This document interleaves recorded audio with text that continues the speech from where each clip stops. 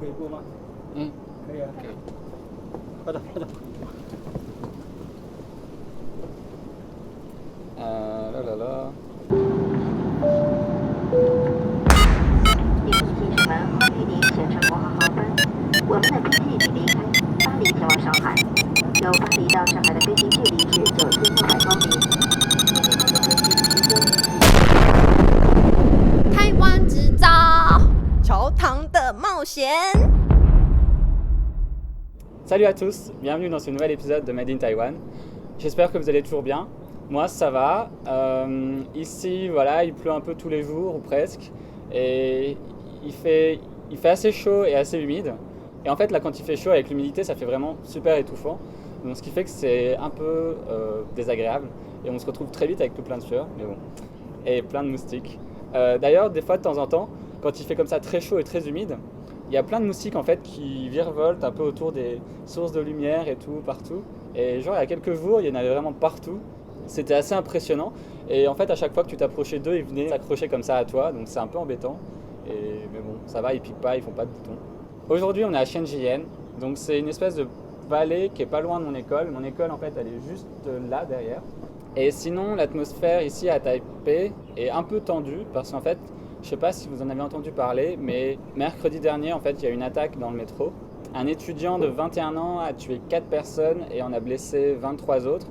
En fait, il a pénétré dans le métro avec 2 couteaux, dont un de 30 cm qu'il avait acheté au supermarché. Il s'en est pris aux gens dans le wagon qui n'ont pas forcément eu le temps vraiment de comprendre ce qui se passait parce qu'ils étaient soit en train un peu de dormir ou en train de regarder leur téléphone. Et à l'arrêt du train à la station, il en a encore profité sur le quai pour essayer d'attaquer d'autres gens. Finalement, il a été mis au sol par un usager et après arrêté par les policiers. L'attaque a eu lieu à 4h de l'après-midi entre 2 stations, entre Langshan Temple et Changjisui. Et en fait, l'étudiant avait déjà prémédité son acte. Depuis qu'il était petit, en fait, il rêvait de faire un truc un peu quelque chose de spécial pour que les gens se rappellent de lui. D'ailleurs, c'est pour ça que j'ai pas cité son nom, parce qu'en fait, je me dis que ça sert à rien de lui faire de la pub comme ça. Que voilà, il voulait être connu, et ben il le sera pas parce que personne ne connaîtra son nom. Enfin, si vous allez sur internet, vous le connaîtrez, mais bon. Il a justement choisi ce trajet parce que c'est le plus long trajet de métro en fait entre 2 stations de métro. Donc ça lui permettait d'avoir plus de temps pour tuer plus de personnes, voilà. Un peu tordu dans le jeu. Il a aussi choisi de faire ça parce qu'en fait apparemment il en avait marre de sa vie, il trouvait que c'était trop dur, mais il n'avait pas le courage de se suicider. Donc du coup en fait il a décidé de tuer des gens pour recevoir la peine de mort, pour du coup être sûr de mourir. Donc c'est un peu un acte désespéré, un peu stupide, voilà, un peu égoïste.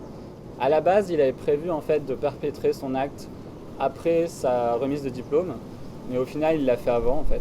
Et c'est assez terrifiant parce qu'en fait plus tôt dans la journée, le mercredi, j'avais pris le métro autour de midi à Ximen en fait, à une station de métro qui est pas loin de la station de métro où il y a eu cet acte de terroriste entre guillemets.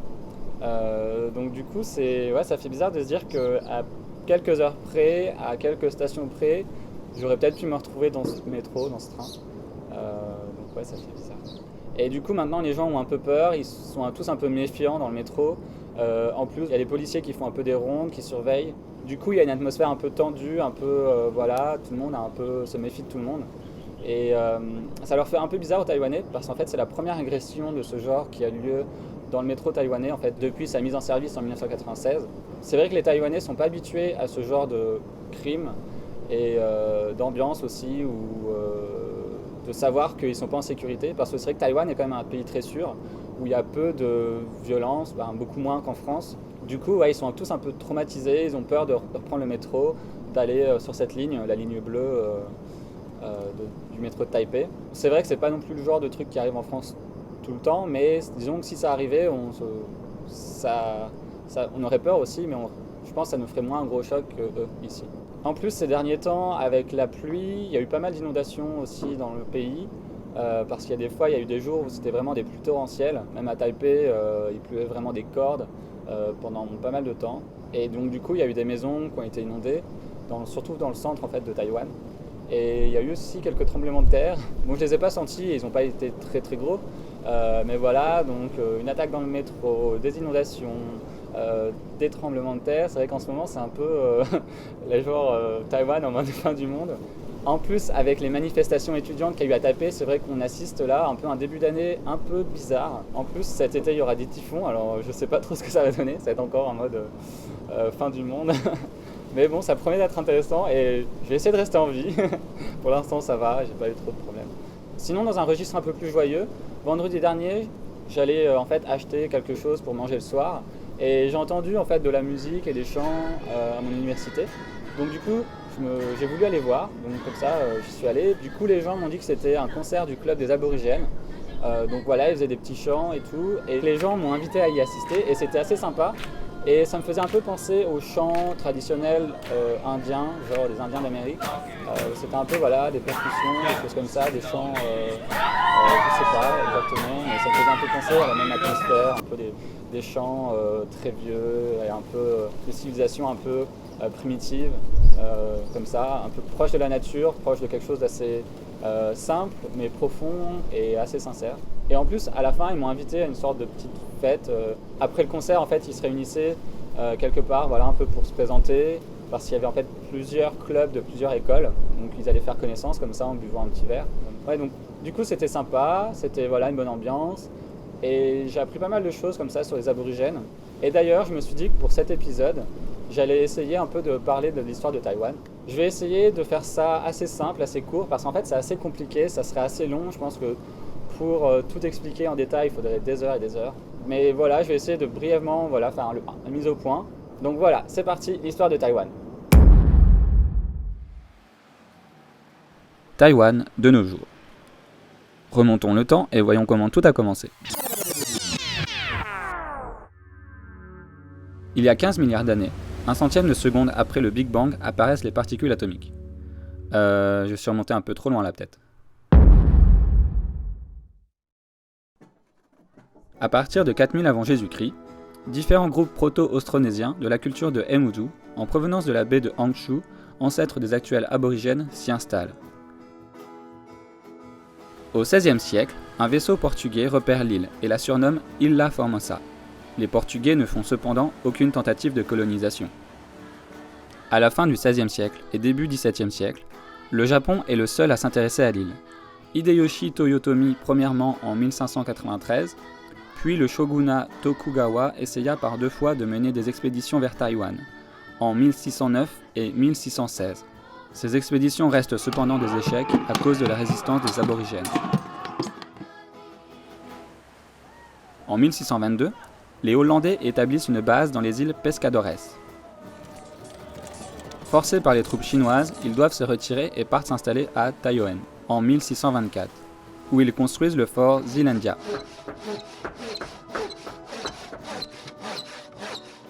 Les Hollandais ne veulent, au départ, utiliser leur implantation à Taïwan que comme une simple base pour le commerce entre la Chine et le Japon.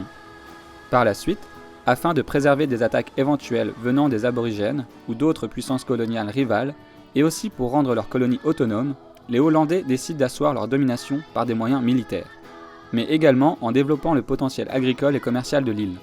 Pour étendre leurs influences sur les populations aborigènes et ainsi contrôler les éventuelles révoltes, ils les évangélisent. Les Espagnols, préoccupés par l'installation des Hollandais à Taïwan et la menace que cela représente pour leur commerce avec la Chine et le Japon, décident également de s'installer à Taïwan, mais dans le nord de l'île. Ils débarquent près de Keelung en 1626, avec à leur tête Antonio Carando de Vallès. Ils construisent 2 forts, l'un à Keelung et l'autre à Tamsui. Ils n'arriveront cependant jamais à étendre leurs influences dans l'île et en seront finalement expulsés par les Hollandais en 1642. La colonisation hollandaise a eu un certain impact sur les populations aborigènes qui ont vécu à leur contact, surtout dans le sud-ouest et notamment les Sirayas. Les Espagnols, quant à eux, à cause de leur courte présence sur l'île et de leur incapacité à pouvoir étendre leurs influences, n'ont eu aucune influence sur la vie des aborigènes. En avril 1661, une flotte menée par Jiang Chenkang, aussi appelé Koshinga, un loyaliste Ming, débarque sur l'île de Taïwan avec 25 000 hommes pour expulser les Hollandais, en faire une base arrière et ainsi repartir à la reconquête de la Chine et en chasser les Mandchous. Après 9 mois de siège, en 1662, les Hollandais capitulent et partent de Taïwan. Koshinga fait du fort Zeelandia son palais et son quartier général, et renomme l'endroit Anping. Koxinga meurt 4 mois plus tard, et son fils Zheng Jing lui succède. Le gouvernement établi par les Zheng est extrêmement sévère et très militarisé, et de lourdes taxes sont imposées. La mainmise sur la population chinoise est totale. Mais cette dernière ne se révolte pas. Seuls les aborigènes se révoltent à quelques reprises. Durant le règne des Zheng, la migration de population chinoise continue malgré l'interdiction faite par les Mandchous de traverser le détroit. En 1683, les Mandchous décident de passer à l'attaque. Les Qing envoient une force militaire contre les Zheng. Cette force militaire, commandée par l'amiral Shi Lang, débarque aux abords de Pescadores. Les Zheng ne s'enfuient pas et se rendent aux Qing. Ainsi prend fin le règne des Zheng. Cette expédition n'avait cependant pas pour but de coloniser ou d'annexer Taïwan, mais simplement de faire chuter la dynastie des Zheng, qui représentait une menace pour l'Empire. L'empereur Kanchi estimait en effet que Taïwan était une terre sans importance. Cependant, l'île sera finalement annexée à l'Empire. L'arrivée de plus en plus nombreuse de populations chinoises met de plus en plus de pression sur les populations aborigènes qui doivent migrer ou s'assimiler. De nombreux conflits éclatent entre les migrants chinois des diverses provinces à cause de querelles liées à leur terre d'origine. Des conflits éclatent également avec des puissances étrangères. En 1840, Keelung est envahi par les Britanniques durant la guerre de l'opium. En 1871, un navire des îles Ryukyus s'échoue sur la côte sud-ouest de Taïwan, et 54 membres de son équipage sont tués par les aborigènes du village de Mutan. Le gouvernement japonais trouve dans cet incident l'occasion de faire valoir ses droits sur les Ryukyus, ainsi que de mener une expédition vers Taïwan sur laquelle il a des visées expansionnistes. En 1874, les Japonais envoient une force expéditionnaire comprenant 2000 hommes.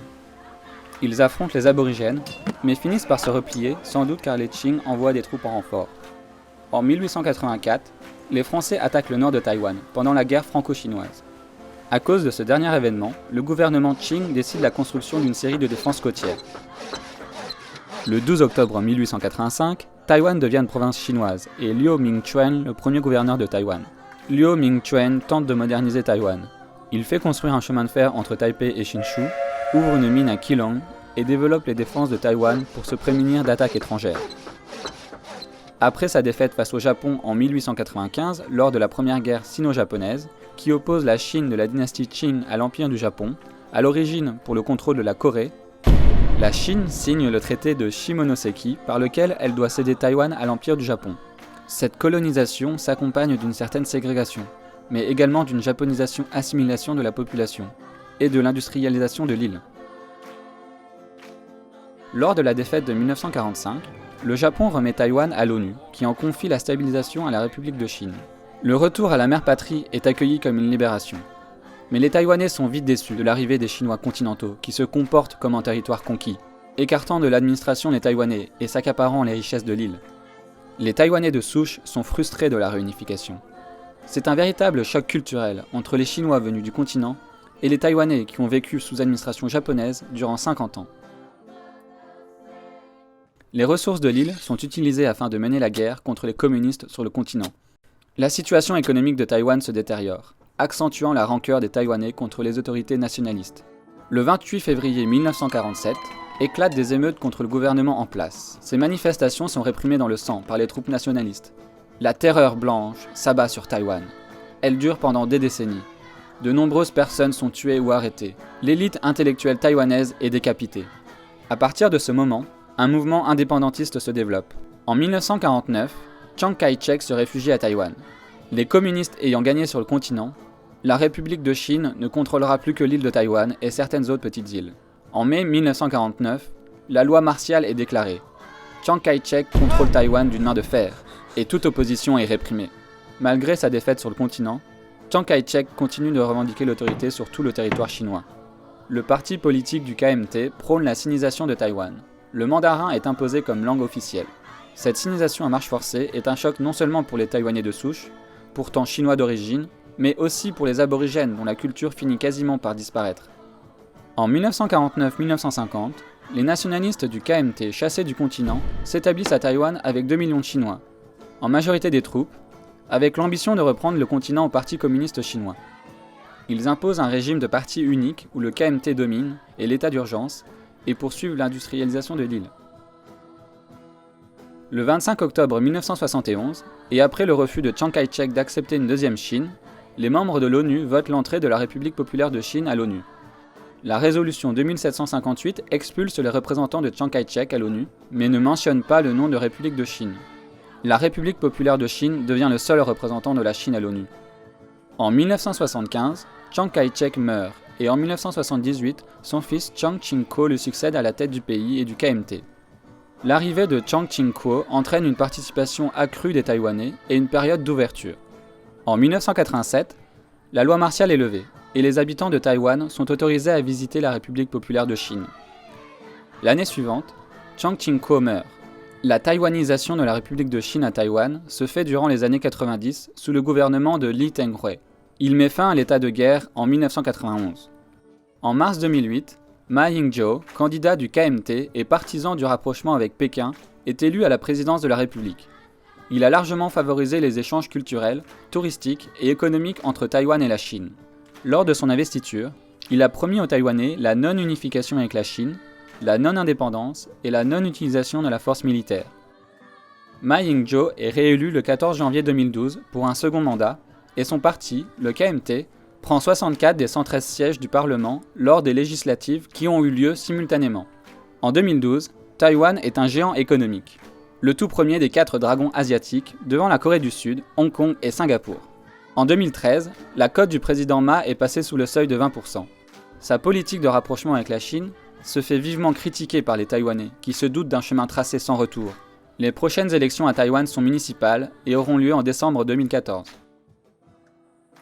Le 13 mars 2014, Thomas Georges est arrivé à Taïwan et a commencé à vivre une expérience inoubliable.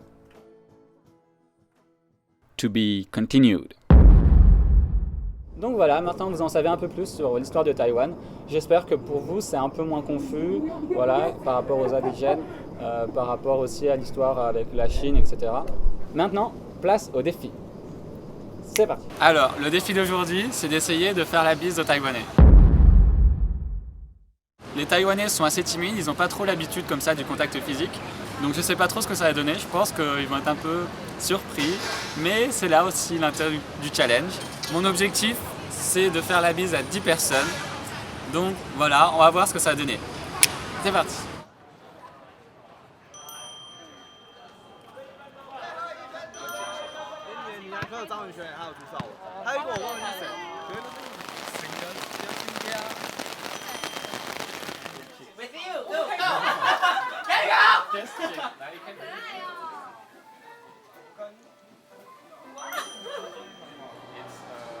Every week I make a video.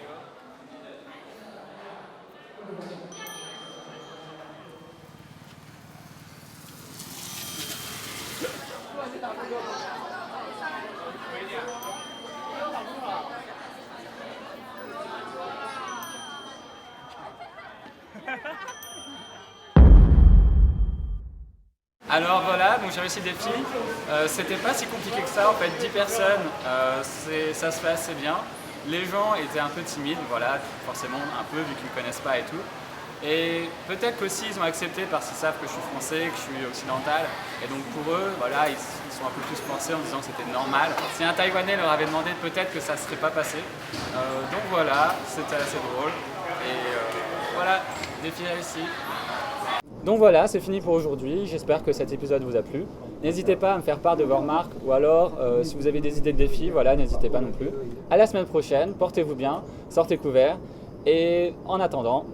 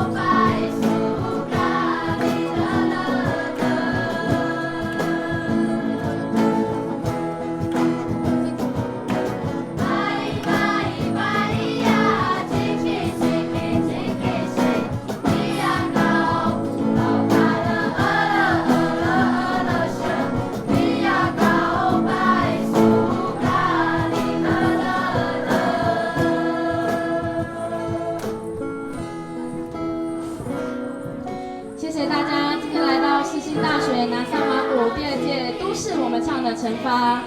虽然雨很大，可是你们都留到了最后。你们也欣赏到了我们很多学员从不熟悉到熟悉，也从陌生的孩子回到了部落学习我们的歌，一首我们可能原本不会唱的歌，也希望我们这些歌可以唱进你们的心里。再次感谢你们的莅临，谢谢。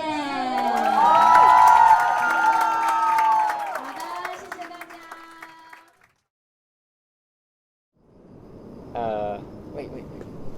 You can. Okay, maybe you can stop. Okay. Yeah.